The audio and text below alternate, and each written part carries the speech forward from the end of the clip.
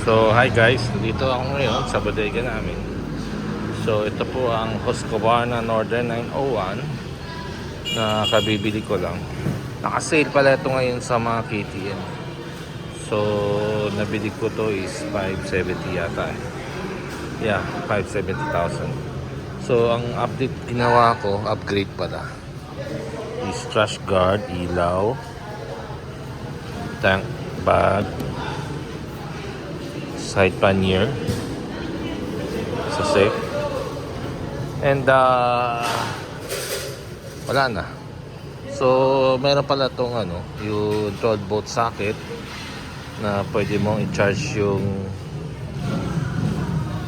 cellphone mo and also your camera, action camera. So yung action camera ko nakadiretso sa 12 volt socket. Tapos ito po yung ulo. Okay. So anong findings ko review?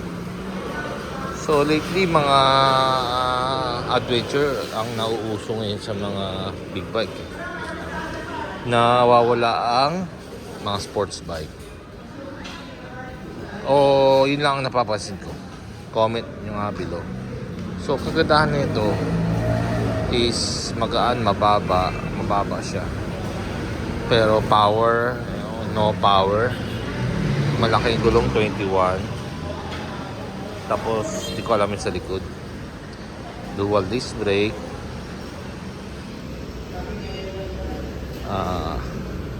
So adjustable ang fork, adjustable. Preload, adjustable. Ang complaint ko lang dito is napakainit dito. Sobrang init. Grabe. So napapanood ko sa mga ibang vlogger na ang problema is yung catalytic. Yun ang nagiging problema. Ito ang catalytic yan. So yung init niya hindi tolerable eh. Talagang parang ang sinisidihan ng lighter sa init. So ginagawa ko, nilalayo ko yung paa ko pag mainit na. Lalo na pag matraffic. Pagka tumakbo na, pinipilit kong mahanginan ng mabig ng hangin para mawala yung init. Pero iinit pa rin. Kaya suggest ko kung yung mga bibili ng ganito, make sure matitiis yung init. Kasi yung blower naman niya is dito palabas eh. Okay? So maganda ang kulay niya. Matte gray.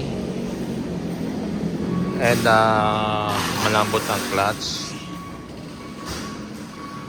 And meron siyang auxiliary light na dito built-in. Tapos maganda yung bilog ng adventure, parang neo classic siya. And spokes wheels with tubeless tires. Hindi katulad ng Transalp.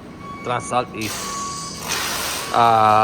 not tubeless, with tube. Okay, so ano advantage ng may pannier is pwede kang mamalengke. Ayan po, namalengke tayo ng saging at saka mangga.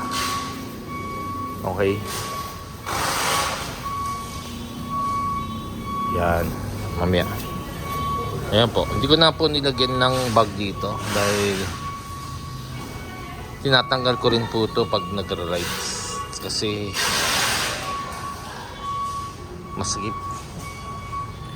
Pwede naman dito ilagay ang mga binili nyong sisig o natirang ulam, pwede nyo ilagay dyan. Okay, so yun lang po. Maraming salamat sa mga hindi pa nag-subscribe. Kung pwede, subscribe na lang. Salamat po. Thank you.